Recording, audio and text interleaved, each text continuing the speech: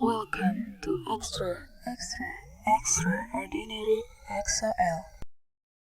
Bismillahirrahmanirrahim. Assalamualaikum warahmatullahi wabarakatuh semuanya. Gimana? Waalaikumsalam. Apa kabarnya ini setelah Al-Kahfi? Sebenarnya Al-Kahfi bahasan mengenai Al-Kahfinya sendiri, cerita tentang Al-Kahfinya sendiri ini udah tercover di ayat sampai ayat 21 kemarin. Nah, sekarang nih lebih ke apa yang bisa kita eh, ambil atau kayak epilog ya mungkin. Epilog itu kan akhir cerita tuh biasanya akhir cerita dan insight yang bisa diambil dari cerita Al-Kahfi ini sendiri. Oke, next. Di ayat 22 ini lumayan panjang ya.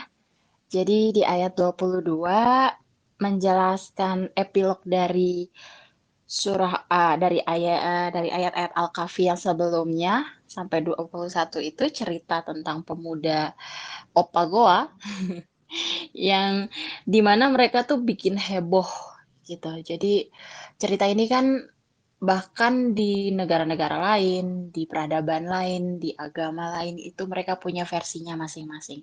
Dan mereka tuh saling berdebat gitu. Ada ini they will say there were three, fourth of them being their dog gitu kan. Ada ngomong ada yang bilang tiga, empat apa namanya? Pemuda goanya itu ya. Terus ada yang bilang lima, enam. Jadi banyak orang tuh yang asumsi-asumsi gitu kayak oh gue dengernya lima, gue dengernya tiga. Nah, jadi kayak pada huru hara tuh di situ mengenai number ini. Next. Nah, jadi Allah menjelaskan bahwa mereka semua itu berestimasi, mengira-ngira, tapi mereka nggak punya pengetahuan terhadap itu. Karena yang tahu jelas ya Allah. Dan Allah menceritakannya di surah Al-Kahfi. Di mana orang-orang bilang 5, 3, dan beda-beda, Allah mengatakan dengan sangat detail dan jelas banget, clear banget. 8, yaitu 7 pemuda, 1 anjing penjaganya di goa. Itu kan udah kayak titik di situ. Allah dengan lugas banget apa namanya? Mengatakan atau memberikan informasi kepada mereka yang banyak menerka-nerka, mengira-ngira. Makanya apa ya? Kadang tuh kalau kita mendengarkan berita-berita, cerita-cerita atau kayak, gue dengernya kayak gini, kejadiannya nggak kayak gitu loh, kayak gini-gini loh, kayak gini loh, banyak nih, beda-beda nih, bingung. Sebenarnya yang harusnya pertama kita cari gitu ya, source of truth-nya itu ke Allah. Tanya Allah, ya Allah kejadian sebenarnya seperti apa? Terus kalau kayak macam apa ya berita-berita ya artis, berita yang kayak ini gosip itu, Allah juga males gitu nyeritain ngapain, nggak penting buat lu gitu, ibaratnya. Kita nggak penting untuk kita, jadi kita apa namanya ini nggak itu hal-hal yang seperti itu nggak bisa disandingkan dengan cerita Al-Kahfi yang banyak orang tuh saking bombastisnya tuh orang kayak desas-desus isu lah ibaratnya jadinya cerita-cerita. Cuma kalau zaman sekarang justru yang nggak penting-penting yang diperbincangkan, yang orang tuh kayak ih segini loh karena ini loh karena itu loh ini kayak gini-gini. Padahal kalau kita telisik lagi ini mah nggak ada bandingannya apa-apanya dengan cerita Al-Kahfi. Nah, maka dari itu, next, Allah juga menegaskan bahwa kita tidak usah terlibat dalam sesuatu yang tidak penting atau yang tidak jelas. Zohir itu artinya solid, jelas, clear, penting. Nah, pokoknya yang zohir gitu, yang apa ya? Kita sering dengar itu di ayat juga ya, dengan di hadis riwayat juga bahwa sesuatu yang kita gak punya pengetahuan atau orang lain juga sebenarnya nggak punya pengetahuan tentang itu. itu bukan sesuatu yang zohir, bukan sesuatu yang penting juga untuk kita bahas. Atau bahkan mungkin itu penting, tapi kita nggak punya capabilitas untuk menjelaskan itu. Nah, di ayat 22 tadi kan banyak orang berdebat gitu. Ada yang bilang 3, ada yang bilang 5, saling kekeh juga kan. Enggak, yang benar tuh 3, yang benar tuh 5. Mereka berdebat. Mereka berdebat akan sesuatu yang mereka juga nggak punya pengetahuan tentang itu. Mereka sebenarnya nggak tahu, cuma dengar-dengar doang. Maka kita itu seharusnya posisi kita adalah nggak usah ikut-ikutan debat. Nggak usah ikut-ikutan di diskusi itu. Kalau kita nggak punya solid knowledge terhadap itu. Kalau kita nggak tahu apa yang kita omongin. Dan apa namanya? Kalau bisa kita berbicara dengan knowledge yang kita punya. Kita bicara dengan topik-topik yang memang hal itu udah jelas gitu. Makanya kenapa gini, suka bingung nggak sih kalau misalnya hangout sama temen, terus pasti yang diomongin tuh apa? Topik-topiknya deh misalnya. Kalau nggak, PR lu udah belum? Skripsi ini, atau kayak gini, atau gitu. Tahu nggak sih si ini, si itu.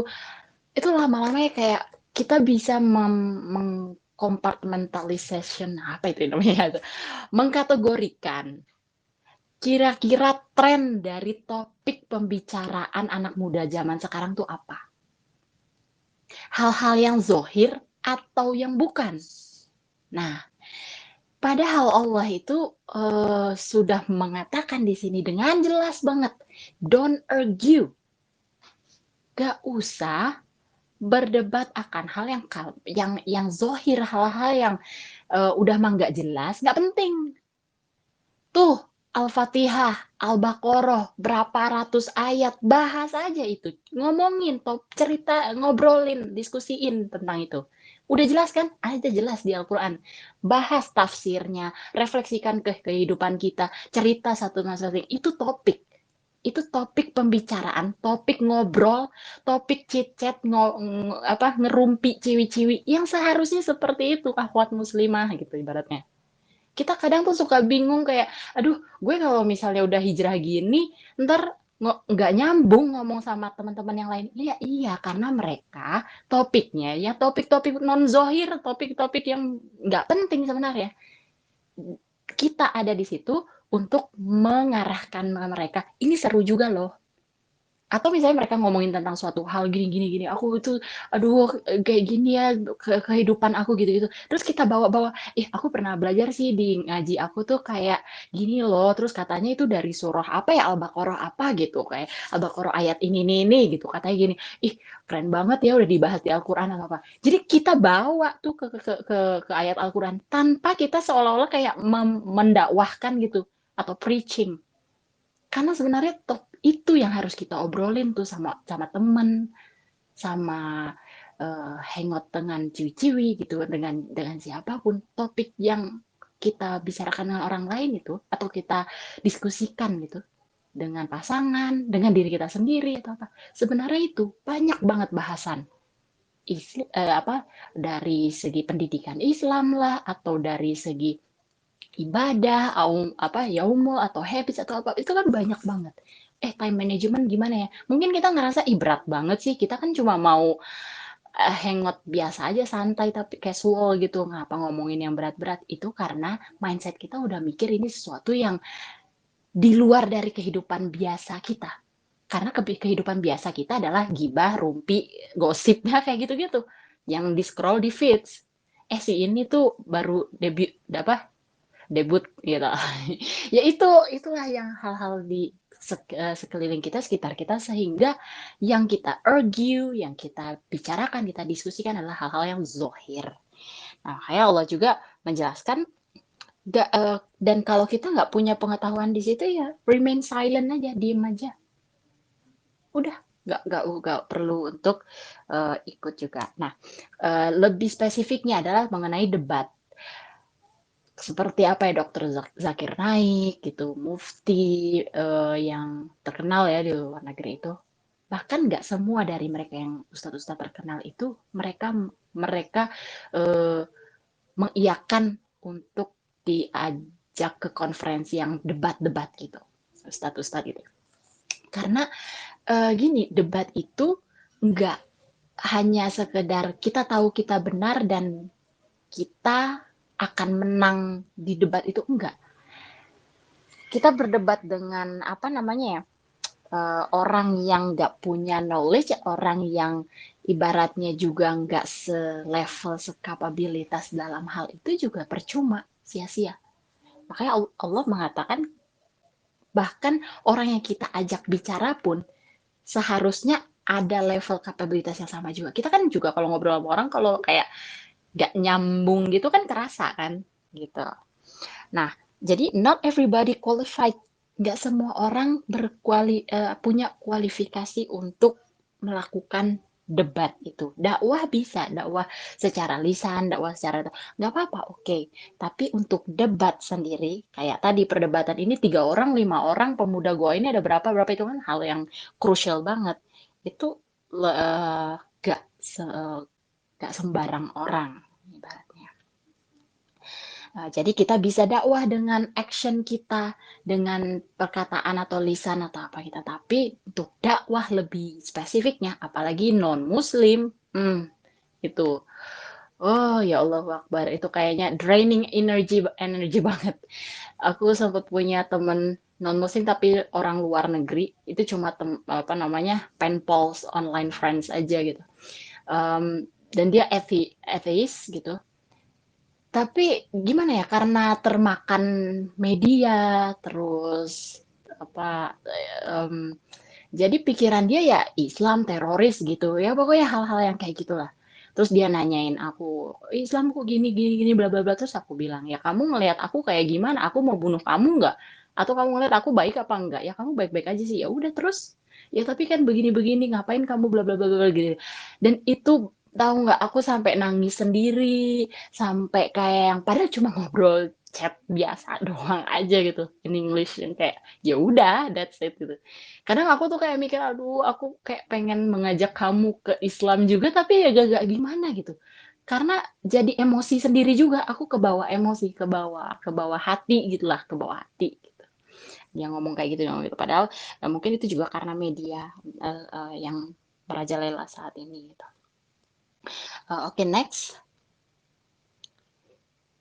Nah, maka dari itu tadi kesalahan aku itu aku take it personally, aku masukin ke hati, aku ngerasa ya kan Islam yang benar, kamu harus percaya sama aku udah kasih tahu ini itu, dan aku jadi kayak emotionally, ya emotionally nggak harus selalu kayak marah-marah atau apa, tapi sedih banget gitu ya, kalau sedih banget ngerasa aduh kok gitu banget, itu nggak boleh sebenarnya gitu ya, untuk perkara debat dan kayak apa, mendakwahkan orang gitu. Kadang kan nanti ada yang bilang, "Eh, udahlah, ya itu kan Allah.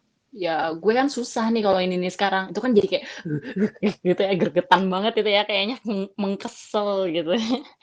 Tapi ya lagi-lagi kita ibaratnya kalau kita menyampaikan sesuatu, sampaikanlah. Meskipun kita belum mengerjakannya, tapi kita berusaha untuk mengerjakan apa yang kita katakan. Dan meskipun kita juga belum sempurna, dan meskipun orang itu adalah seseorang yang mungkin kita nggak suka juga kita dakwahi, kita nasihati, atau gitu, kita bukan melakukan ini untuk apapun, untuk siapapun, untuk kita bagaimana-bagaimana, untuk emosional kita atau apa, enggak. Kita lakukan itu pure buat Allah, dapat pahala, udah that's it. Jadi beda nih. Jadi kayak ibaratnya gini, bekerja secara profesional. Kalau kita di kantor kan gitu misalnya ada temen kerja kita, aduh gendek banget, tapi aku harus ngerjain ini bareng dia.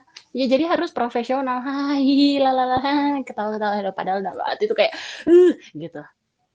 Jadi hal-hal yang kayak gitu don't take it personally, nggak usah emotionally juga. Sampaikan kalau dakwah ya dakwah kepada siapapun itu tentang apapun itu, apa namanya? Jadi meskipun kita tahu apa yang kita katakan tuh benar, meskipun kita tahu ini solusi banget buat dia, dan ini bisa menyelesaikan masalah kamu, tapi kewajiban kita bukan mengubah orang itu. Kewajiban kita menyampaikan, syukur-syukur kalau kita penyampaiannya kreatif, solutif, efisien, efektif ke dia. Alhamdulillah banget lagi kalau dia memang berubah dan mengikuti. Tapi itu bukan tanggung jawab kita. Di luar itu kita. Makanya kadang-kadang kita tuh suka, aduh, kok temen aku tuh aku udah bilangin kayak gini, jangan jangan gini, dia tuh nggak mau. Nah, itu artinya kita sudah take it personally. Kita udah bawa secara emosional. Kita udah bawa ke diri kita pengen orang lain begini, kita pengen padahal itu sudah di luar kontrol kita. Udah kodonya Allah.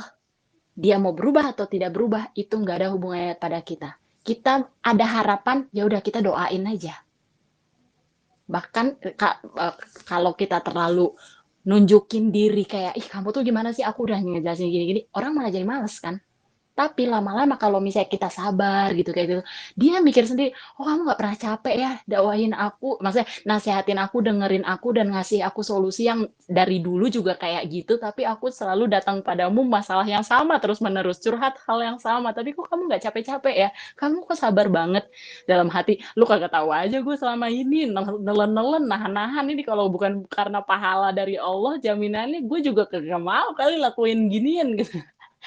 Gitu. Jadi, orang lain itu bisa tersentuh juga karena mereka lihat kita sabar gitu. Mereka lihat kita nggak pernah ngeluh, mereka lihat kita nggak pernah komplain ke mereka, "Kok kamu nggak berubah-berubah, kok kamu nggak ini, kok gini nih." Karena kita nggak menunjukkan juga emosionalnya kita. Kita bekerja secara profesional. Kita menjadi teman pun profesional, gitu. Apa namanya, ada hal-hal yang jadi jangan sampai itu affect psyche kita, mempengaruhi psikologis kita, apalagi sampai depresi kayak aku tadi nangis-nangis sampai berminggu-minggu gitu loh aku kepikiran sampai aku nggak mau ngobrol sama dia gitu selama agak beberapa lama gitu. Dan itu malah bisa leads to ruins gitu, bisa kayak agak merusak hidup kita, membuat hidup kita itu jadi susah. Jangan masukin ke hati tuh, jangan baper. Akan hal apapun jangan baper. Bapernya sama Allah aja. Nah, selain itu, jadi Allah mengatakan outer gitu. Di luaran aja, di luar hati kita. Lakukan itu secara di luar hati kita. Tapi yang di dalam hati kita itu hanya untuk apa-apa amalan-amalan batiniah kita sama Allah. Dan prioritaskan, tadi kan ada hal-hal yang topik-topik gitu kan, topik-topik yang zohir, topik-topik yang nggak penting. Ya maksudnya kalau kayak misalnya sekedar kamu udah makan apa belum apa itu mah nggak apa-apa, nggak masalah, nggak harus sesuatu yang penting banget atau yang gimana banget, serius banget juga sih kalau ngobrol sama orang. Tapi ada kalau prioritas itu kita lihat skala prioritas. Selain ada skala yang netral, skala tinggi, skala rendah gitu. Kalau tadi kamu udah makan belum atau apa, itu sebenarnya penting juga tuh, ada skalanya itu. Cuma ada hal-hal, ada topik-topik atau ada argumen-argumen yang justru bahkan nggak punya skala gitu. Kalau skala kan berarti masih ada value-nya, masih ada nilainya, masih ada skornya lah gitu. Walaupun dia rendah banget skornya gitu. Nggak terlalu penting banget gitu. Kalau ini tuh bahkan nggak usah gitu, bahkan nggak usah dicari tahu, nggak usah tahu gitu. Makanya kadang aku nih juga berusaha banget untuk nggak buka explore, nggak pernah nge-scroll feed atau apa, karena lebih baik aku nggak tahu dan aku agak menyesal kalau udah tahu jadi kepo gitu. Jadi kayak cuma denger apa aku nih nggak tahu apa-apa ya. Terus tiba-tiba temen aku nih main ke kosan. Tiba-tiba langsung ngomong gitu, maaf ya aku tadi agak telat soalnya aku tuh caught up sama ini nge-scroll lihat Vanessa Angel tuh meninggal. Terus aku kaget, hah meninggal? Padahal itu kayaknya udah 1 hari atau 2 hari. Aku juga nggak ngerti lah. Pokoknya aku nggak pernah tahu kan gitu. Hah meninggal? Terus kayak aku, aduh Aku jadi kepo, pengen aku lihat-lihatin, pengen aku cari-cari, terus kayak agak menyesal gitu. Aduh, kalau kayak gini tuh aku jadi kepo terus pasti ngelihat-ngelihat, pasti aku kayak berasumsi, ah ini gegara si ini, ah ini gegara drivernya, ini pasti gegara itu, gegara itu. Terus aku jadi berprasangka buruk lah, inilah, mikir itu. Lah, itu kan penyakit hati, ya kan? Jadi aku kayak mikir-mikir lagi, aduh, mending gue kagak tahu dah ini berita daripada step-stepnya ini jadi mengarahkan ke situ. Syaiton kan gitu kan caranya. Dia nggak bawa kita langsung ke lembah zina, tidak. Dia bawa kemana dulu? Step-step kecil, dikenalin dulu. Ada temennya yang pacaran. Ada ini. Terus lingkungannya kayak gitu. Lingkungannya tuh nyantai aja. Ikhtilat di mana-mana biasa aja. Pelan-pelan banget. Digiring gitu. Jadi hati-hati banget. Kalau perlu apa ya, menutup pintunya dari depan banget sehingga udah nggak mungkin.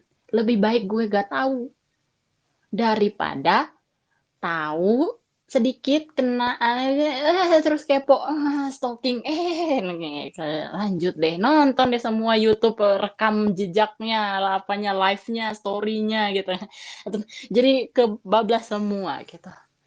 Jadi lebih baik dari awal. Ada apa namanya hal-hal yang jadi nggak semua hal, nggak semua isu itu atau topik itu penting dari hal yang kayak gitu ya. Kalau kira-kira nih, kok ini malah jadi banyak mudorotnya, akan menggiring kita ke hal yang mudorot gitu. Lebih baik nggak tahu aja, lebih baik nggak usah dibicarakan aja gitu. Prioritas itu di situ. Kita bagaimana memprioritaskan masih mending aku sekedar chit-chat ngobrol santai dengan temanku tentang apa ya kita mau olahraga yuk ayo atau masih lebih baik itu yang bermanfaat membangun silaturahmi dengan teman atau apa hal-hal yang kayak gitu daripada yang sejuta umat omongin tapi sebenarnya nggak ada uh, korelasinya bahkan nggak ada impact nggak ada benefitnya untuk kehidupan di akhirat kita hidupnya udah maksudnya kita waktunya sedikit nggak ada waktu buat urusin angel itu gitu ibaratnya ya. Urusin malaikat itu ya Allah. Nah jadi kita pun nggak perlu untuk menanyakan orang hal-hal yang mereka juga nggak tahu mereka juga nggak punya knowledge itu kadang atau misalnya kayak kita curcol gitu ya aduh menurut kamu gimana ya aku kayak gini gini gini gini gini Eh, bukannya nggak boleh curhat atau gimana, tapi lebih baik juga ke teman yang paham Islam atau ibaratnya teman-teman muslimah lah gitu, karena dia nanti juga bakal memberikan eh, apa solusi atau memberikan setidaknya respon dia itu ada knowledge Islamnya. Kalau kita nanyain ke teman kita yang ya ibaratnya biasa-biasa aja atau gimana, ya nanti knowledge yang dia kasih ke kita, inputan yang dia kasih ke kita adalah berdasarkan apa? Ya berdasarkan mindset dia yang general aja. Padahal kan kita mau menuju ke ngaji hijrah ini gitu. Jadi even nggak usah tanya, maksudnya nggak usah nanya hal-hal yang sebenarnya krusial gitu ke orang yang mungkin juga bukan di ranah itu atau setidaknya nggak ada tema itu. Kalau kita sekedar yang membangun silaturahmi atau main bareng atau apa, ya nggak apa-apa. Tapi untuk menjadi sahabat sejati yang kayak kita nanya apa, terus butuh masukan apa, maksudnya aulia ya, aulia itu sahabat sahabat sejati ya, sahabat itu lebih baik juga yang ada setidaknya temen akhwat muslimah lah gitu, atau temen ngaji atau temen apa, pokoknya ada ininya lah timnya, karena mereka punya knowledge itu. Atau lebih lebih bagus lagi kalau kayak debat yang tadi tuh yang di ayat 22 ini menanyakan ulama atau orang-orang yang berpendidikan dalam Islam dan yang ke apa namanya ada level of certainty-nya, kepastian. Kita bukan menurut kamu enggak. sepengetahuan kamu, kalau di Islam tuh baiknya gimana sih? Kalau case-nya aku kayak gini, menurut kamu gimana ya? Oh, aku pernah dengar kalau di kajian itu tuh kayak gini gini gini. Jadi kayaknya sih kalau kayak gini gini. Jadi kita juga bicara based on Quran lagi, based on hadis. Kita nggak kayak, oh menurut gue pribadi ya, kadang-kadang kayak gitu menurut gue pribadi. Ya sebenarnya nggak masalah juga sih. Cuma akan lebih baik gitu. Oh aku pernah dengar di kajian ini. Oh aku ada landasannya. Dan landasan itu yang membuat sebuah kepastian. Oh pasti ini benar. Oh pasti itu kan kita butuh kepastian. Ya akhwat-akhwat kan butuh kepastian ya. Masya Allah. Oke, dilanjutin next oleh Aulia, sahabat sejati, Masya Allah. Silakan Aulia. Kamu bilang Masya Allah, tapi aku inginnya istighfar gitu loh. Aku jadi agak agak apa introspeksi gitu loh, karena aku tuh sebagai teman Aku kenapa yang menampar diri sendiri terus ini. Mohon maaf ya. aku jadi temen kok kayaknya kurang berfaedah gitu loh. Eh, Ya Allah. enggak, kamu Bagus. berfaedah banget, sangat berfaedah. Sangat berfaedah kok. Sounds wrong ya. Sounds ambigu. Silahkan, Oke, panggungnya oke, saya Masya Allah. persilahkan. Tadi udah sama Kak Mimi, Masya Allah sangat relate ya kalau sama Kak Mimi itu emang karena beliau, asik beliau, eh, Woi, pengalamannya woi, pengalamannya beli udah ya gitu. melanglang buana ya, jadi udah ngerti lah lika-liku pergaulan, asik lika-liku pergaulan gitu ya. Semoga tadi bisa dijadikan motivasi kita untuk semakin senantiasa nggak perlu ngomongin yang nggak penting, dan mulai-mulai juga kita sebagai teman, yuk jadi teman yang bisa dijadiin sandaran gitu buat teman, maksudnya bisa jadi teman sharing dan sharingnya pun berbobot gitu ya. Oke, aku akan melanjutkan di ayat 23, dan ayat 23 ini tuh kebetulan bergandengan dengan ayat 24. Oke, sebelumnya aku hari ini tuh mau curhat dulu ya. Eri, teman-teman Kyongsu, gimana perasaannya hari ini? Bisa dijawab di kolom chat. Astaga, aku tuh hari ini tuh dapat update soal dia itu kayak kaget banget gitu. Ya ampun, ya ampun, ya ampun, dan banyak banget. Astagfirullahalazim. Iya, ayat aja gandengan. Asik. Ayat aja gandengan. Ada apa Kak? Iya, nggak tahu dia. Itu si Bapak Dio teman kita itu mulai syuting film Secret. Film drama Secret. Ya, malah aku jadi meracuni kalian ya, tapi update-nya tuh banyak banget dan kayak Aduh, wow, jadi wow, wow, kepo. wow. Jadi kepo. Baru aja dibilangin ya, astagfirullah. Aku ceritain aja, Gak nggak usah apa-apa, kepo. progres. Semangat. Aku ceritain Ngakak. aja, kalian nggak usah kepo intinya lah. Pokoknya gitu, ada update dari si bapak itu, pokoknya ya lucu banget pokoknya mah. Hihihi. Oke, kita lanjut ya. Bahas ayat 23 dan 24. Ini tuh ayat yang seperti kata Andini tadi, ini ayat yang bergandengan. Aku akan bacain terjemahannya ayat 23 dulu ya. Dan jangan sekali-kali engkau mengatakan terhadap sesuatu, aku pasti melakukan itu besok pagi. Aku gabung sekalian sama ayat 24 ya, nggak usah di next dulu, nggak apa-apa. Ayat 24-nya aku bacain artinya, kecuali dengan mengatakan insya Allah, dan ingatlah kepada Tuhanmu apabila engkau lupa, dan katakanlah, mudah-mudahan Tuhanku akan memberiku petunjuk kepadaku agar aku yang lebih dekat kebenarannya daripada ini.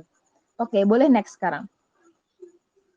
Jadi ayat 23 dan 24 ini tuh satu kesatuan gitu ya. Karena kalau kita lihat pun di Al-Quran, kalau Al-Quran kalian, Al-Quran yang depak itu ada tanda wakaf lam, lam kan lebih baik terus ya. Jadi ini tuh kayak satu kesatuan gitu. Jadi dua ayat ini tuh sesungguhnya sedang mengingatkan kita pada tujuan asli Al-Kahfi ini diturunkan. Bukan tujuan asli sih, maksudnya tujuan awal Al-Kahfi ini diturunkan. Ada yang tahu nggak nih kenapa Al-Kahfi ini diturunkan? Iya, iya. Kenapa ya diturunkan? Jadi tuh saat itu tuh orang-orang Quraisy itu dapat inputan gitu dari orang-orang ahli kitab untuk menanyakan tentang 3 perkara kepada Nabi Muhammad. Kira-kira perkaranya apa? Ada yang tahu nggak nih? 3 perkara. Apa ya 3 perkara? Jawab di chat. Kalau ada yang bisa jawab, nanti buat 1 orang tercepat dan terbenar, nanti bakal aku kasih Shopee Pay 10.000 atau pulsa deh 10.000. Asik, mendadak giveaway. Udah buruan, sampai titik ya, aku kasih kesempatan ya, sampai titik ya, aku jelasin dulu selanjutnya. Jadi dari 3 pertanyaan itu tuh terjawab semua di Al-Kahfi itu kan. Jadi mereka tuh terus datang ke Rasulullah setiap hari untuk menanyakan 3 hal ini gitu loh. Terus Rasulullah di sini beliau bilang, besok pasti aku kasih jawaban deh ke kalian gitu. Dan ternyata selama bahkan 15 hari wahyu itu nggak turun dari Allah. Sama sekali nggak turun. Ada 3 perkaranya, hayo. Sebutin 3-3-nya. Ayo. Seru juga. Kok mau buka Anda ya? Mandro buka mah itu bukan pertanyaannya Quraisy dong, itu nanti dikubur. Ayo semangat. Satu orang ya. Oke, aku tunggu. Nah, ternyata sampai 15 hari kemudian bahkan itu nggak turun itu jawaban dari Allah. Ya gimana ya? Kan kadang kita juga gengsi gitu ya kalau udah janji tapi ternyata kita sendiri nggak bisa menepati, apalagi beliau ini sekaliber Rasulullah ya, jadi kayak Allah tuh pengen ngasih tahu juga ke Rasulnya, hai Muhammad, bukan begini caranya, wahyu turun itu nggak sekonyong-konyong karena kamu yang mau gitu loh, jadi karena aku Tuhanmu, aku yang bakal ngatur kapan wahyu itu bakal turun. Jadi kalau wahyu akan aku turunkan ketika aku menurunkannya. Jadi kayak terserah aku. Jadi bukan terserah kamu Muhammad. Kayak seolah-olah Allah bilang gitu. Jadi di sini tuh Allah pengen menunjukkan hak prerogatifnya. Jadi bayangin aja aja Rasulullah aja tuh permintaannya tuh sempat kayak ditolak sama Allah gini loh. Ya apalagi kan kita ya. Jadi kayak kita kan kadang kalau berdoa ya kadang suka maksa gitu ya, suka marah kalau nggak dikasih. Astagfirullah. Jadi kayak ya kita bisa ngaca sedikit lah sekali berrasulullah aja. Sekali berrasulullah aja permintaannya sempat ditolak sama Allah gitu. Cantiknya Teh Yung, pemuda, iya nomor 1 benar, nomor 2, nomor 3 kurang tepat ya. Ada 3, kamu googling pasti juga ketemu, asik, iya nyuruh-nyuruh googling, ayo cepat. Oke lanjut ya. Selain tadi Allah sedang menunjukkan hak prerogatifnya, jadi di sini selain itu Allah juga pengen mengajarkan kita untuk kita lebih tahu siapa Allah dan siapa kita gitu loh. Jadi diajarkan menjadi hamba yang lebih tahu diri gitu. Dan soal pernyataan Rasulullah yang besok pasti aku kasih jawaban. Nah itu tuh boleh kok kita janji sebenarnya, tapi tambahin tuh insya Allah. Jadi biar kalimat insya Allah itu menunjukkan bahwa kita itu sepenuhnya sadar bahwa masa depan itu cuma Allah yang tahu. Jadi kayak itu memang apa ya, etiket yang baik untuk seorang hamba gitu loh. Seorang hamba kan nggak pernah tahu ya kedepannya bakal terjadi seperti apa, ya terserah tuannya kan kita hamba ya, jadi hamba itu posisinya tuh bener-bener kayak lemah dan nggak bisa apa-apa memang. Nah salah satu yang menunjukkan hal itu ketika kita bilang insya Allah, karena masa depan pun bukan kita yang tahu gitu loh, karena cuma Allah yang tahu gitu. Jadi itu kayak sopan santun seorang hamba aja gitu loh. Iya, udah ada yang jawab tuh. Ada yang paling atas, Masya Allah. Kakak Halimah, hai.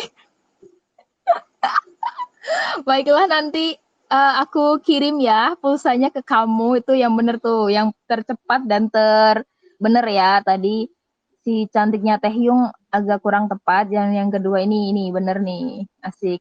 pengembara penjelasan timur dan barat itu siapa sih? Zulkarnain. Iya, dan yang ketiga itu tentang roh. Jadi kayak masa depan roh tuh kayak mana. Jadi ketiga hal itu dijawab lengkap dan sempurna oleh surat ini. Oke, udah ya. Mana nih backnya? Oke. Nanti ya aku chat ya. Oke, lanjut. Tadi soal nambahin kata insya Allah ya. Jadi insya Allah itu salah satu bentuk kesopanan kita juga sebagai hamba gitu loh. Itu manner, kayak kalau kita mungkin ada yang belajar table manner, nah itu kan sopan santun di atas meja, gimana cara makan itu diatur, dari garpu yang terluar dulu baru terdalam, mangkuknya yang ini dulu, yang itu dulu. Nah itu kan makan aja diatur, apalagi kita sebagai hamba, hubungan kita sama Allah itu jauh lebih lagi harusnya kan ya. Jadi kalau ini sih sebenarnya agak tricky juga sih kalimat insya Allah ini kalau di keseharian kita ya zaman sekarang ya, kayak jadi kita tuh harusnya tuh bilang insya Allah itu saat kita tuh kayak udah bener akan melakukan sesuatu itu di masa depan. Jadi kayak bilang insya Allah tuh kalau kita yakin bakal iya gitu loh. Jadi kayak semisal besok sekolah, terus aku bilang iya besok aku sekolah insya Allah. Nah itu benar karena memang aku punya niat untuk sekolah dan aku yakin gitu loh. Aku besok bakal berangkat sekolah. Nah tentang besok mungkin aku jadi telat atau mungkin aku jadi mungkin ada halangan, ya itu kan Allah yang mengatur. Tapi sebenarnya dalam diri aku udah yakin bahwa aku tuh pengen sekolah dan mau berangkat sekolah. Nah itu baru tepat untuk mengatakan insya Allah. Dan kadang kita seringnya ya kalau nggak yakin gitu kita bilang ya besok datang ya ke acara ini, ke acara aku. Oh iya insya Allah ya, kayak seolah-olah kita padahal hambatan udah nggak yakin pengen datang, sebenarnya nggak mau datang, tapi cuman biar melegakan dia aja kita bilang oh iya insya Allah. Jadi kayak seringnya tuh aku bilang, ketika aku bilang insya Allah, ketika aku berjanji sama teman, mereka tuh malah jadi nggak terima. Ya jangan pakai insya Allah toh kamu itu. Jadi kayak gitu loh. Lah emang kenapa aku bilang gitu? Ya kan insya Allah itu 99%, 1%-nya enggak. Lah gimana ini orang? Kadang kan jadi lucu ya kalau kita, maksudnya kita berusaha untuk membumikan lagi kalimat insya Allah, tapi udah terlanjur salah terima gitu loh ya. Jadi kayak insya Allah kan artinya kamu nggak mau datang berarti loh. Gimana ini orang-orang ini? Enggak ya, insya Allah itu iya kok, iya insya Allah aku gitu. Beneran datang? Iya insya Allah aku gitu. Masih kayak mukanya tuh masih kayak nggak terima gitu loh, kayak iya datang. Aku akhirnya gitu, tapi insya Allah aku simpen dalam hati gitu loh. Iya insya Allah aku gitu.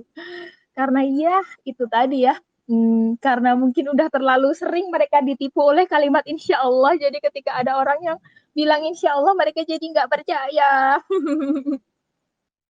Dan insya Allah itu juga bukan hal yang tepat ketika kalimat itu ditambahkan di keadaan yang terjadi di saat ini. Misal ketika apa ya? Oh iya, misal kamu ketemu Bang Umin di jalan, asik, serem banget ketemu Bang Umin di jalan, ya nggak apa-apa kan, ya kan udah keluar wamil, jadi nggak apa-apa ketemu di jalan, wajar kan. Jadi Bang Umin tiba-tiba ketemu kamu terus bilang how are you gitu, jadi kayak gimana kabarnya hari ini, jawab aja alhamdulillah, nggak usah tambah insya Allah. Soalnya tuh aku juga beberapa kali sempet tuh lihat kalau orang ditanyain kabar, gimana kabarnya, alhamdulillah insya Allah, lah gimana kan dia nanya kabar itu apa yang terjadi saat ini ya. Kalaupun kita mau nambahin kalimat alhamdulillah yang lain, itu kan bisa ditambahin alhamdulillahilladzi bi ni'matihi tatimmus sholihat, kalau memang keadaan kita lagi baik dan Allah lagi mencurah limpahkan segala nikmat buat kita. Atau bisa diganti salah satunya dengan alhamdulillah ala kulli hal. Jadi kayak alhamdulillah untuk segala keadaan, biasanya sih diucapkan saat mungkin kita lagi sakit gigi kayak atau dikasih cobaan sama Allah, kan kita tetap wajib untuk bersyukur ya. Cuman yaitu ada dua jenis alhamdulillah. Jadi bukan alhamdulillah insya Allah ya, itu nggak tepat gitu loh ya. Kalau kita, sekali lagi, kalau kita mengucapkan insya Allah, ketika kita nggak bisa menunaikan apa yang kita ucapkan, kita tuh nggak akan dalam tanda kutip membayar penaltinya ya. Jadi karena kita udah menyerahkan apa yang terjadi esok hari itu ke Allah, jadi ya udah balik ke Allah. Kita nggak sebagai hamba nggak pernah punya apa ya, nggak janji, nggak nanggung dosanya gitulah ya, karena kita nggak berhasil menepati janji kita karena memang keadaan gitu loh, karena memang kodonya Allah. Jadi ya nggak apa-apa, kita nggak akan kena penaltinya, karena kan insya Allah itu berarti kita tuh pasrah gitu sama Allah dengan jalan yang Allah pilihkan, dan jalan yang Allah pilihkan untuk kita itu pasti yang terbaik gitu loh. Jadi insya Allahnya kita itu benar-benar bentuk kepasrahan kita sebagai seorang hamba. Karena ya misal nih aku diajak temen besok datang ya ke peresmian ke acara ulang tahun aku gitu misalnya.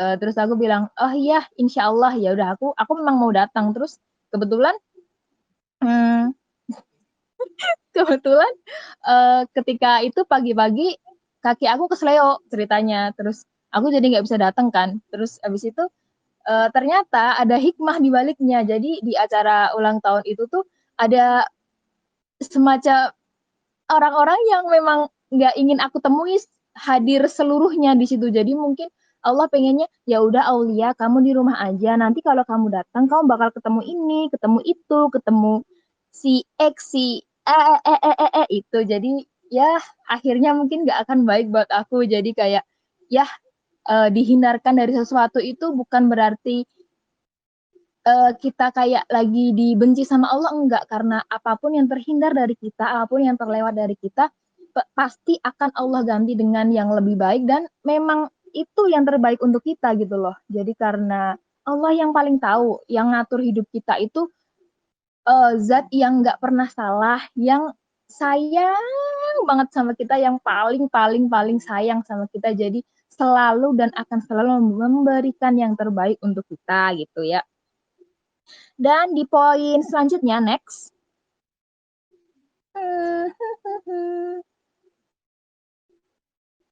Apa itu? Dan di poin selanjutnya, di ayat 24-nya itu, nah ini udah aku bilang ya.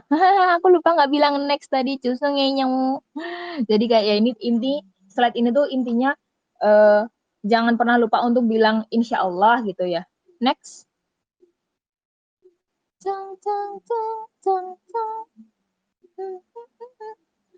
Dan di next selanjutnya itu bakal kita ngomongin, nah ini tadi ayat 24 aku udah bacain artinya di depan ya, karena dia bergandengan jadi aku bacain secara langsung tadi.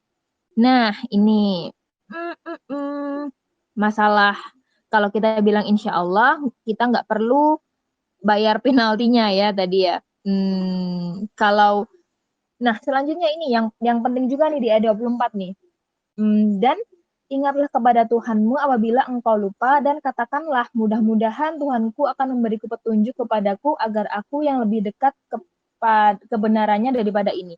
Jadi pun ketika kita lupa, kita hilaf, kita misalkan ya secara nggak sengaja ya, manusia itu kan memang basicnya pelupa gitu ya. Jadi gimana ya, kita tuh selalu butuh yang namanya diingatkan, dan memang sudah pasti kita tuh nggak pernah lepas dari lupa ya. Jadi kalau kita lupa, kita harus langsung mengingat Allah. Jadi kayak berdoa biar Allah itu menunjukkan mana sih yang benar. Jadi kayak supaya mungkin ketika kita lupa kita langsung astagfirullahalazim, ya Allah aku lupa banget nih tadi gini. Nah terus habis itu setelah kita lupa, kita meminta ampun sama Allah, kita berdoa sama Allah biar Allah tuh menunjukkan kita mana yang benar, biar besok-besok lagi lebih teliti. Jadi kayak semacam meminta perlindungan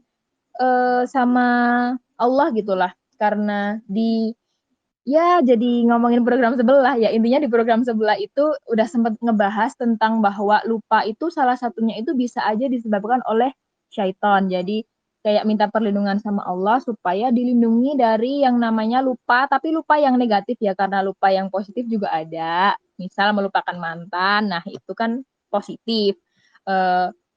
Ya Kak Mimi ya. Iya, udah itu aja. Jadi untuk biar nggak lupa untuk hal-hal yang penting, hal-hal yang urgent, soal ibadah apalagi terutama ya.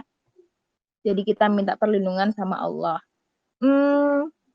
Dan apalagi ya?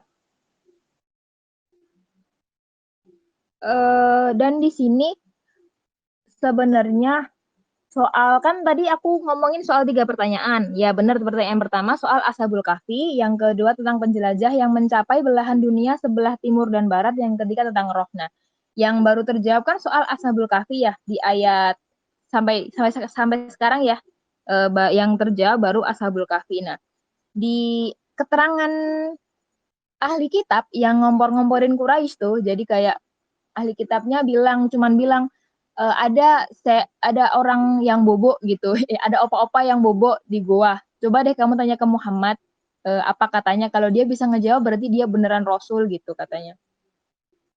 Jadi Quran di sini datang ke Nabi Muhammad, kepada Rasul kita, bukan cuman berbentuk clue.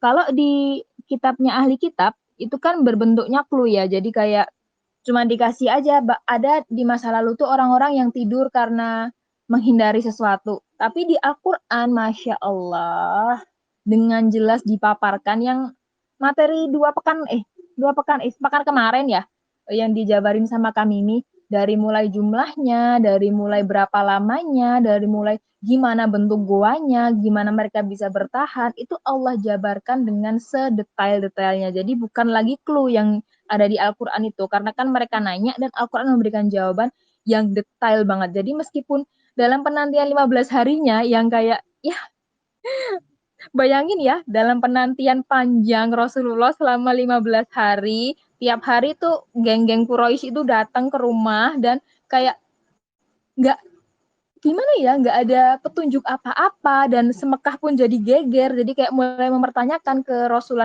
Rasulullah, kayak digunjing, terus penduduk Mekah pun ya menggunjing dia, menggunjing beliau gitu ya. Karena kan sebelumnya ini pun beliau dikenal sebagai Al-Amin yang nggak pernah berdusta kan.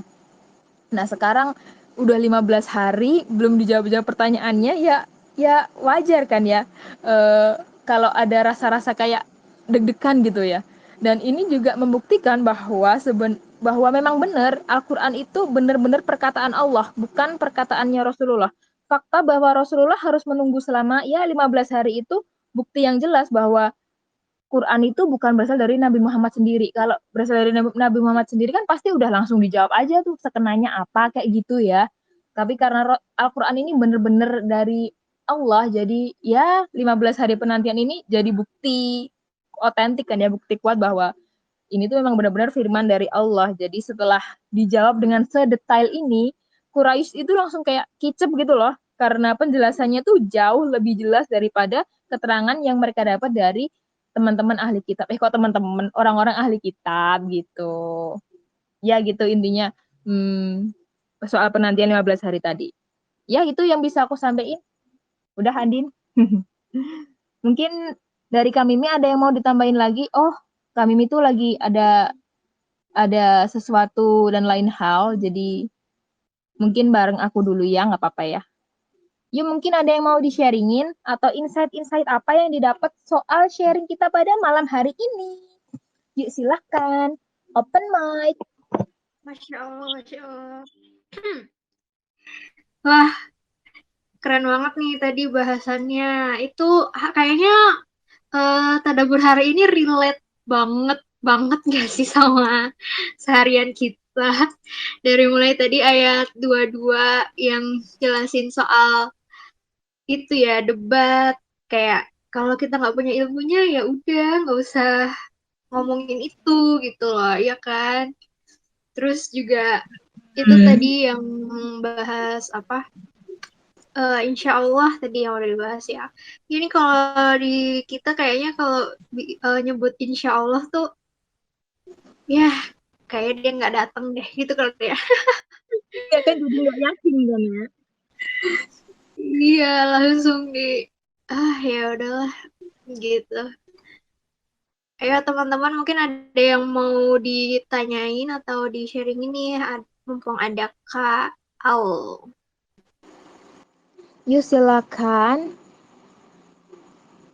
Bisa diomongin atau curhat juga boleh seperti biasa, asik.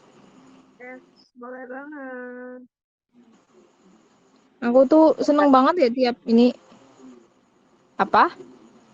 tiap Kamis malam tuh ketemu Eridel itu kayak bahagia aja gitu. Ya Allah, kayak come back home, asik. Come back Masya home, adalah. Allah. Ulu Come ulu back ulu. home. Wah, salah server.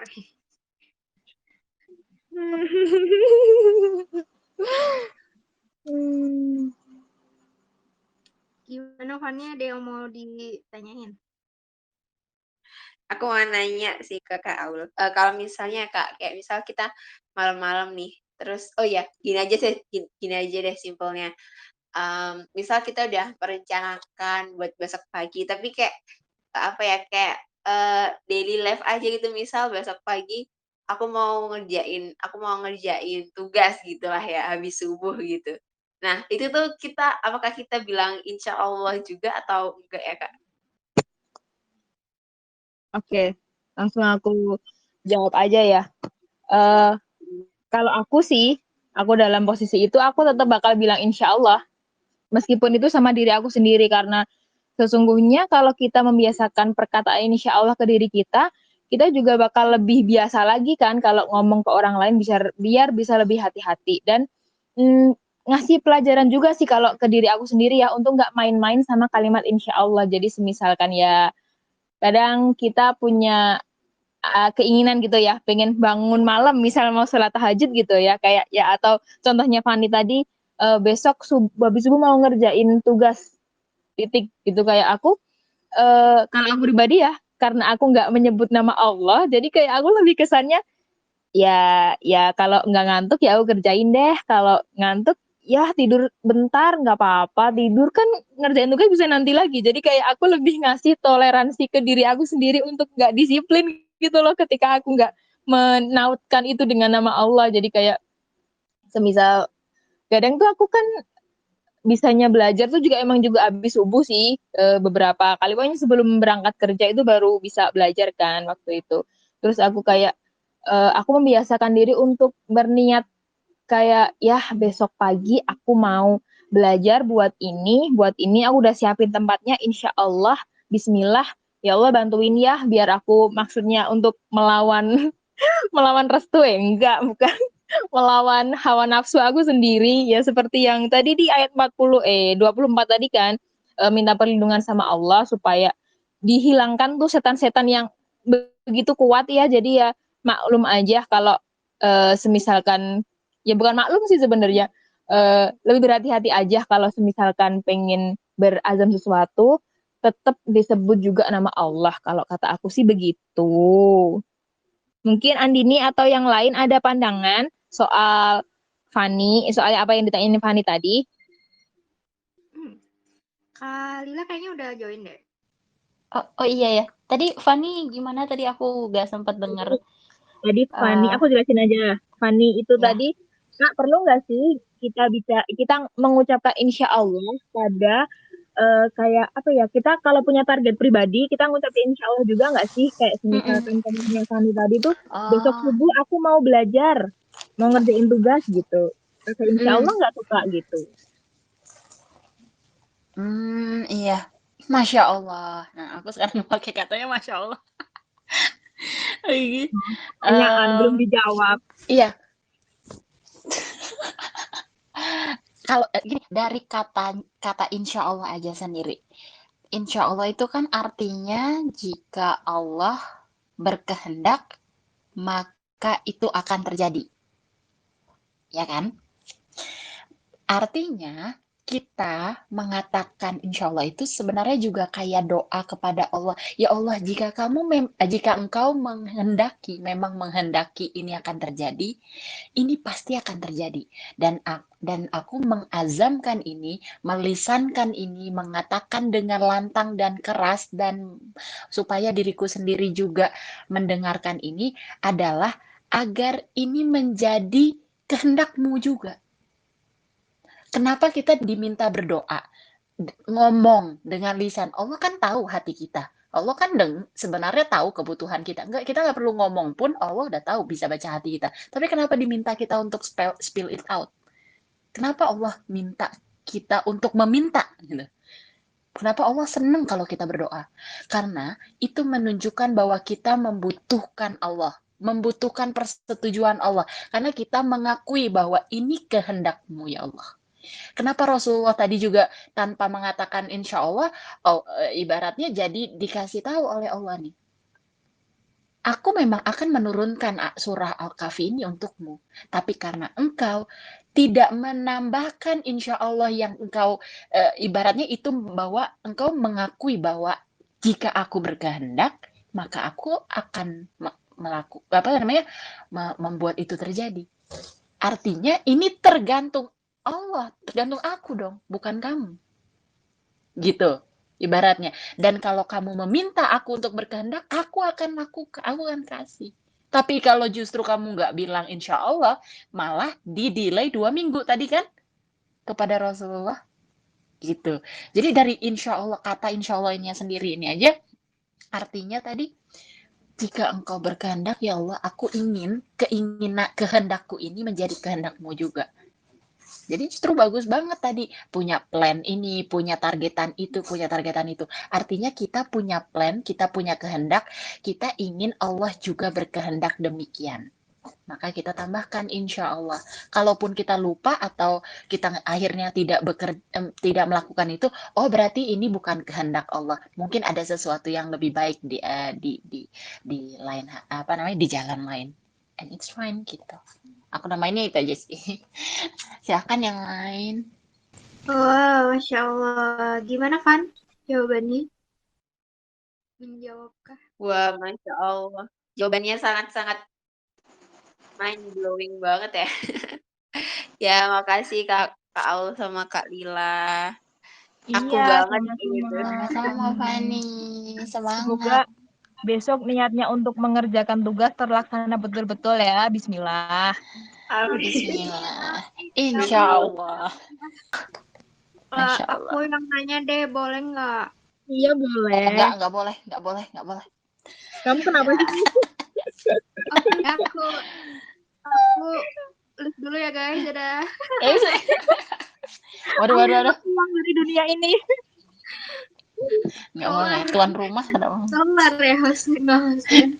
Bercanda. Iya, silakan. Mau nanya Kak, tadi yang bahas soal ngomongin hal-hal yang nggak penting, nggak jelas, ngegibah, itu relate banget sih.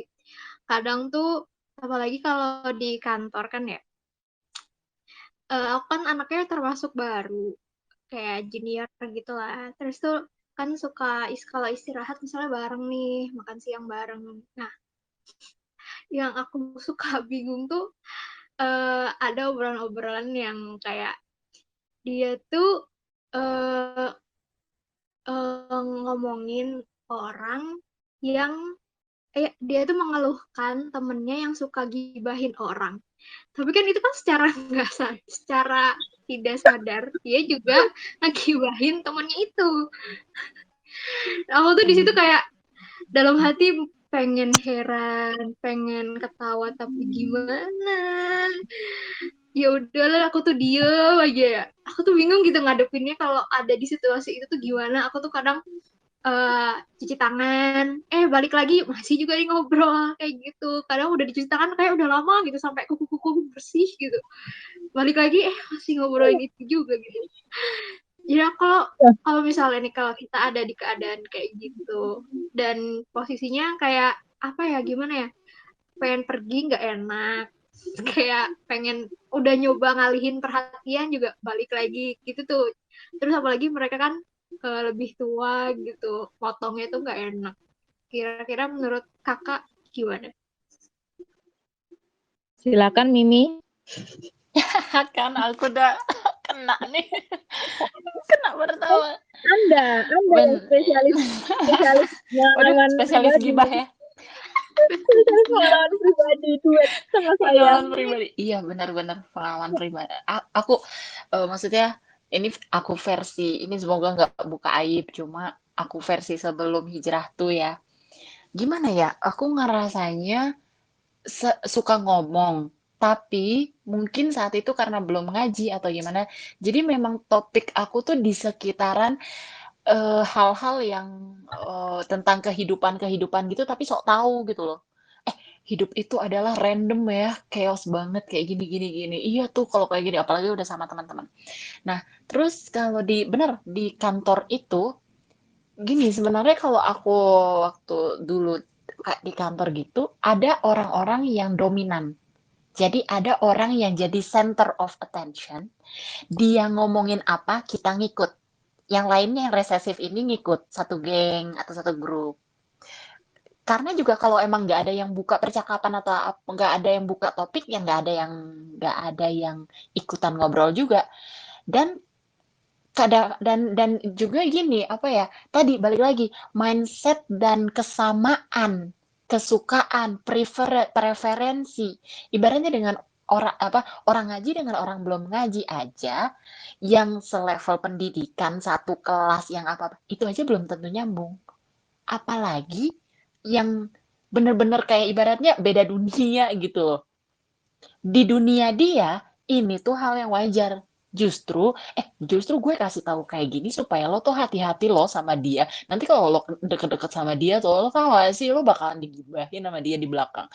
Ya ampun, kan itu kan, aduh, gimana ya dia tuh ya, kayak, oh ya ampun, gue sudah gak ngerti lagi lo. Sampai huk-huk lah, pokoknya julid banget lah. Ya, gue ibarat dia merasa dia justru doing you a favor, justru dia kayak memberitahu kamu sesuatu yang baik, kamu hati-hati sama orang kayak dia, bla bla. Padahal dia sendiri orang seperti itu gitu kan ironinya.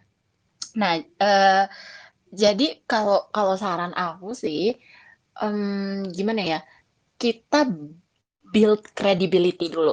Kita bangun citra diri kita sebagai orang yang enjoy, baik, tapi dia banyakan lebih suka ngobrolin hal-hal yang berfaedah, ibaratnya setidaknya gitu ya. Atau kalaupun kita nggak bisa jump into the conversation, ya dengerin-dengerin kayak tadi gitu, kayak kayak Andini berusaha untuk dengerin pun kayak, aduh bosan juga ya ngedengerin kayak begini, ngedengerin di baju kan sebenarnya ada percikan dosanya gitu, dikit-dikit, dikit aja, tapi nggak apa-apa. Mungkin itu bisa jadi jalan kalau kamu deket sama mereka terus wasilah dakwah atau gimana, ngajak ngaji atau apa.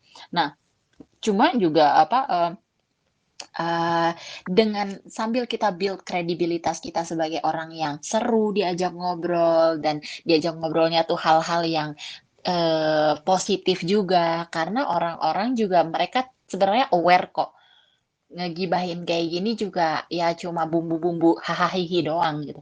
Tapi mereka sebenarnya mereka juga tertarik sama percakapan yang dalam, yang deep gitu. Tapi itu butuh waktu aja. Cuma kredibilitas kamu sebagai orang yang seru diajakin ngomong, bisa dicurhatin atau enggak bisa ditanyain solusi, bisa apa. Yang itu aja dulu bawa. Jadi orang-orang tuh tahu bahwa kamu orang seperti apa dan apa namanya? Kamu kayak jarang gitu kalau ngikutin topik yang gibah-gibah ini. Dan orang lama-lama juga akan sungkan ngomongin atau gibah di pas ada kamu, tapi mereka pengen untuk hangout sama kamu karena kamu asik orangnya, seru orangnya. Jadi mereka yang jadi resesif, kamu yang jadi dominan atau center of attention dari grup itu. Meskipun kamu anak baru, tapi kalau kamu bisa build credibility itu, lama-lama kamu akan setidaknya kalaupun kamu nggak sama grup yang itu, kamu akan menemukan circle yang cocok sama kamu. Pasti ada di kantor itu, sebobrok-bobroknya lah ibaratnya kantor itu. Insya Allah kamu dapet. Dan itu ya bisa lama, bisa cepet. Aku juga baru nemu temen yang bener-bener temen atau apa itu kayak setahun atau dua tahun di tahun kedua atau di tahun ketiga. Dan itu last long banget bahkan sampai sekarang. Sampai bertahun-tahun. Insya Allah Andini bisa dapet circle-nya yang cocok ya. Iya ditambahin silakan. Apa namanya dia gitu. Jadi intinya kalau misalkan kita melihat hal yang nggak cocok, nggak sesuai sama apa yang benar, kalau kita nggak bisa merubah, ya menurut aku Andini udah melakukan upaya yang terbaik ya. Minimal kan kita juga udah berusaha mengalihkan, tapi ketika itu masih terus terjadi, minimal kita mengingkari dengan hati dan itulah selemah-lemahnya iman katanya Rasulullah gitu. Ya aku lupa sih redaksi hadisnya seperti apa. Tapi intinya paling nggak kita mengingkari bahwa hal itu tuh nggak benar dan ya benar kata kami tadi. Kalau ada gibah mungkin di depan kita ya berusaha segimana caranya biar kita nggak bergabung, biar kita nggak ada di sana. Tapi cuman ketika itu udah kepepet banget, karena dari dengar ceritanya Andini tadi ya cukup lucu ya. Kalau mau ketawa kok ya senior, tapi kalau nggak ketawa kok ya lucu banget gitu ya. Mereka nggak sadar sedang menggibahi orang yang suka gibah. Dosanya kuadrat nggak sih itu mereka? Iya. Dan maksudnya lucunya adalah sekarang setelah ngaji aku kayak ngetawain diriku sendiri gitu loh. Ya ampun, dulu aku ngomongin kayak gini-gini, ternyata aku yang kayak gitu ya Allah. Kayak malu sendiri gitu ya Allah, astagfirullah. Aduh, ngakak deh. Ironi. Semakin kita banyak belajar kan ya semakin kita banyak tahu, semakin kita banyak sadar gitu ya. Dulu tuh ya seperti yang aku bilang di atas tadi, aku tuh kayak takut kalau nanti aku gak gibah, aku harus ngomongin apa gitu loh, karena aku tuh biang gibah gitu loh. Jadi gosip-gosip itu aku suka banget gitu loh dari dulu emang. Jadi tapi setelah alhamdulillah gitu loh, setelah ngaji, setelah ketemu teman-teman yang circle-nya emang lebih baik, itu kebawa. Jadi kayak gimana ya, ya bukannya aku nggak menjamin diriku bebas dari gibah, enggak. Cuman udah jauh lebih baik aja ketika, bayangin aja ya ketika aku cuman nongkrong aja sama temen gitu, ngopi gitu, bahasanya tuh kayak tentang pendidikan, tentang RUU PKS, tentang HIP, kayak gitu. Jadi yang kayak, wah gitu loh. Jadi membuka, apa ya, asik cakrawala. Jadi ngebuka insight-insight baru. Jadi mungkin kalau Andini masih anak baru, ya semaksimal mungkin berusaha untuk dialihkan dulu. Ketika memang udah nggak bisa, ya sudah. Intinya semoga Allah mengampuni Andini dan kawan-kawannya gitu ya. Udah gitu aja. Oh, Masya Allah, makasih jawabannya, Kak. Semangat ya Andini. Iya, gitu. Semoga terkumpul pahalanya Semangat Andini. Iya sih susah kalau di kantor tuh. Bener, aku aja ya yang terbawa arus dulu tuh. Semoga jadi peluang Hebat pahala banget buat dirimu. Andini ya. Bertahan Insyaallah. semangat. Iya, makanya seneng banget nih kalau WFH. Oh iya bener ya. Bener juga. Kita ada di situ tapi kita mute mereka gitu kan. Terus kita senyum-senyum aja, ngangguk-ngangguk gitu kan. Padahal kagak ada yang ngomong. Padahal kita dipanggil tapi nggak nyaut. Iya, terus Iya bener.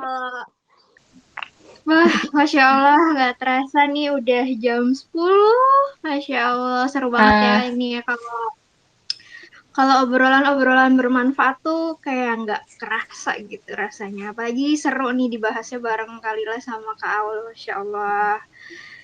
Oke, teman-teman, karena sudah jam 10, kita sampai di sini dulu untuk malam ini. Insya Allah kita ketemu lagi minggu depan. Oh iya, pengumuman dulu. Besok jangan lupa ada kelas tahfiz ya, karena yang kemarin hari Rabu itu kan libur, dan insya Allah digantinya besok hari Jumat. Tetap sama Kak Sofi.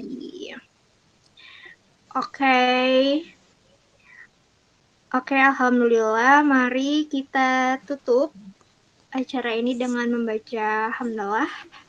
Alhamdulillahirrabbilalamin. Istighfar 3 kali. Astagfirullah wa atubu ilaih. Astagfirullah wa atubu ilaih. Astagfirullah wa atubu ilaih.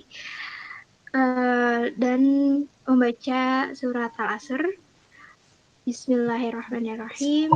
Wal 'asr innal insana lafi khusr illa alladziina aamanu wa 'amilus shalihaati wa tawassaw bil haqqi wa tawassaw bis sabr. Dan membaca doa kafaratul majlis. Bismillahirrahmanirrahim. Subhanakallahumma wa bihamdika asyhadu an la ilaha illa anta astaghfiruka wa atubu ilaik. Jazakumullah khair buat Kak Aul sama Kak Lila yang udah sharing-sharing ke kita. Dan jazakumullah khair juga buat teman-teman yang udah join partisipasi ngaji bareng dan tadabbur bareng malam ini. Aku tutup. Wassalamualaikum warahmatullahi wabarakatuh. Annyeong. Waalaikumsalam warahmatullahi wabarakatuh. Ciao, ciao. Waalaikumsalam Sleep tight. warahmatullahi. Mat istirahat. Jangan See you. lupa sikat gigi. Ayo, Kak. Sayonara. Sayonara.